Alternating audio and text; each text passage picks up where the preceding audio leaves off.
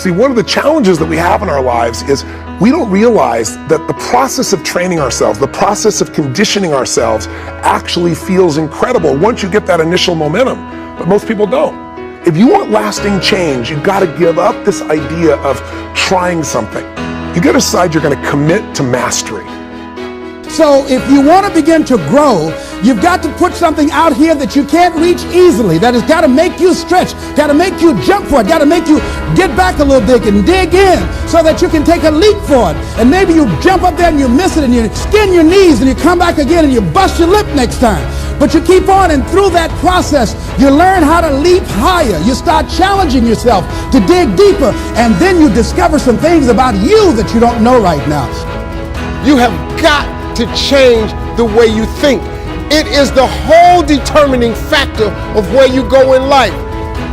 We are all where we are today. You get in life what you are, not what you want. And see, the good news is that we can always become more by working to develop ourselves. So the first process of making this your decade, you've got to begin to take a look at your life and look at where are you right now? What are your strengths? What are your weaknesses? What gives your life a sense of fulfillment, a sense of joy? What does a full, rich life means to you? What is it that you could love doing 7 days a week that'll bring a smile to your face? Think about that. In all the areas of your life, your professional life, your personal life, your family life, your spiritual life, what is it that you'd like to have? Once you begin to determine that, that takes you to the next step. And as you continue to work on yourself, you will begin to expand your vision of yourself. You begin to work towards self-mastery. And you will begin to see it reflect itself in all the dimensions of your life, your mental life, your physical life, your social life, in your relationships, your monetary life.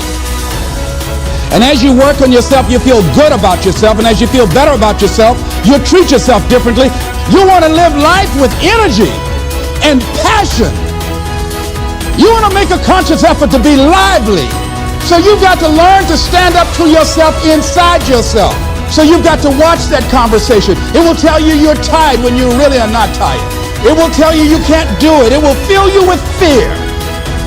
And when you find it going on, you've got to stand up to it and say, I'm going to do this anyhow. I'm afraid, but I'm afraid not to do it. Because what you will begin to see and to know as I talk to the higher consciousness within you, that you are powerful, that you are a miracle worker. And that inner conversation has conditioned you to believe that you are not. And as you begin to discover the truth of who you are, whatever challenge that you're facing in life, and if you're living, you're facing some challenge, you'll begin to know that you're powerful and that you're a miracle maker. No limit people are human beings who take what they are and accept it, and don't tell themselves that somehow they're deficient because of anything about themselves.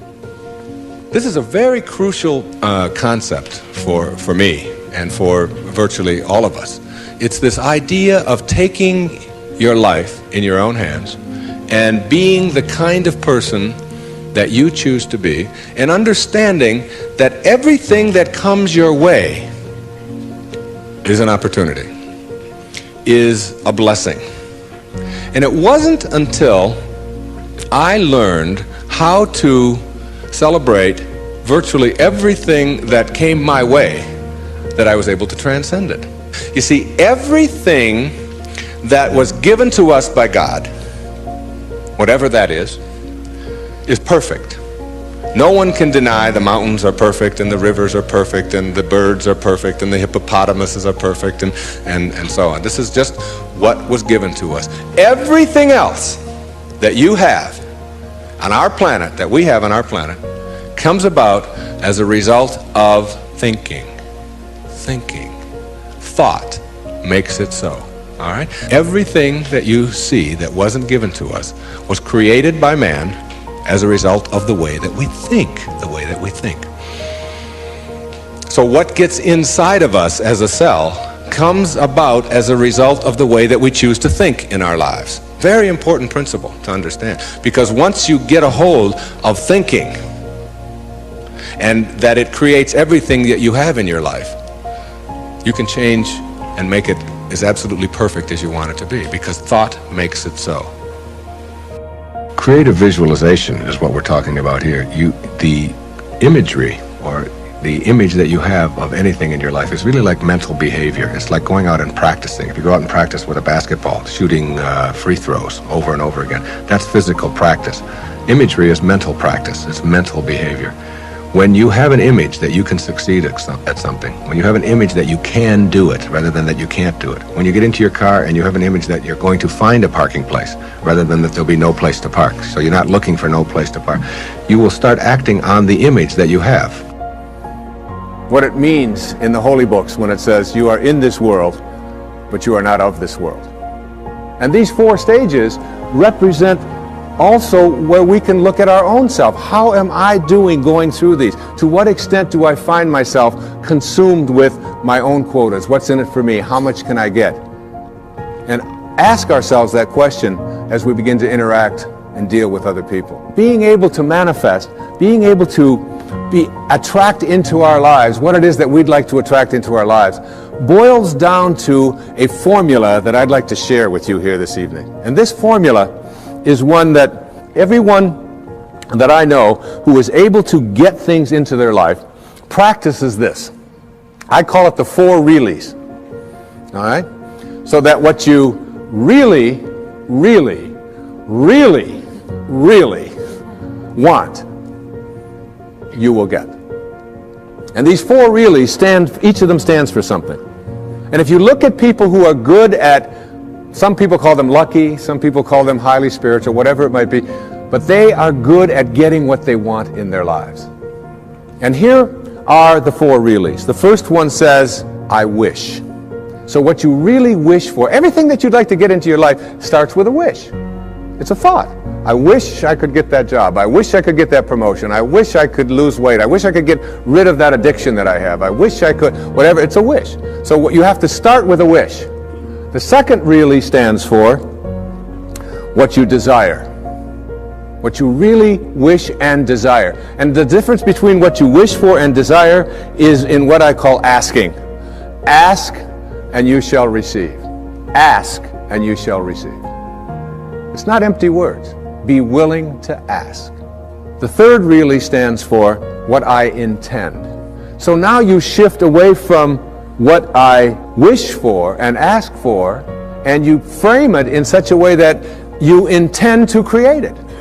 I intend to create this, whatever it might be, whether it's a healing, whether it's a losing of weight, whether it's getting rid of an addiction, whether it's creating prosperity. I intend to create it. And if you notice people who are good at manifesting, they don't mince those kinds of words. I will do it. And someone will say, well, what if it doesn't work out? You say, well, then I'll just learn whatever I have to learn from it not working out. But I intend to create this in my life. There's an intention, and the intention is so powerful that you become independent of the good opinion of other people. You're not checking it out with the tribe. You're not checking it out with what everybody else out there said you should do or shouldn't do. You're saying to yourself, I intend to create it. And I often tell people, don't tell anybody else about what you want to manifest. Don't make it a big statement.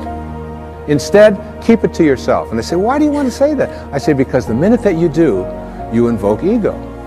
And in quantum physics, there's a simple line. It says, particles themselves are not responsible for their own creation.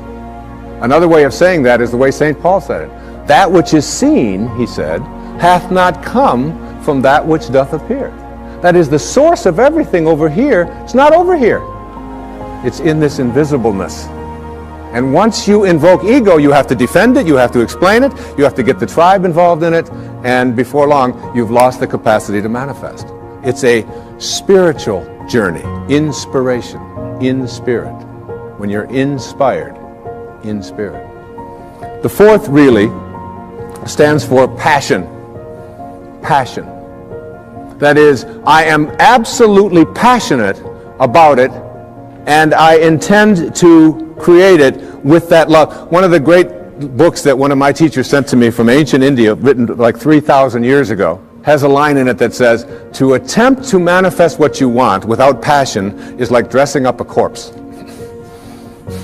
So you take this corpse and you put a tuxedo on it and you dress it all up and you put all the makeup on it and you take it out into the world and you say, now see what you can get for me. But basically it's dead inside. And if it's dead inside, that is, if it lacks passion, if you lack passion, you're not going to be able to attract it into your life. So what you wish for, ask for, intend to create, and have passion about, you'll get. You'll get it. That's the good news. The bad news is that what you really, really, really, really don't want, you will also get. And this is one of the most difficult things for people to understand.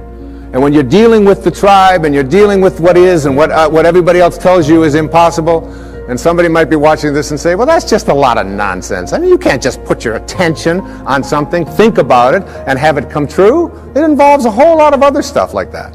You see, here's how it works. You cannot attract thin from I hate being fat. Because if what you think about is what expands, and what you're thinking about is hating being fat, then hating being fat is what you will continue to manifest. You act upon what you think about. You cannot attract prosperity from an inner consciousness that says, I hate being poor, I despise being poor. Because if you despise being poor, if you're angry about being poor, then being angry about being poor or despising it is what you will continue to act upon, and you'll be able to say, see? Now it gets worse. You cannot manifest what you want if your attention is on what is.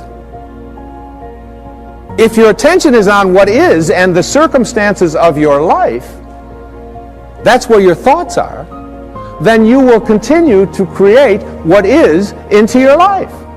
You've got to figure out a way to get your mental images, your energy, your attention, your higher awareness off of what is and onto what you want. And every time your thoughts are on what is, you shift it to what do I want?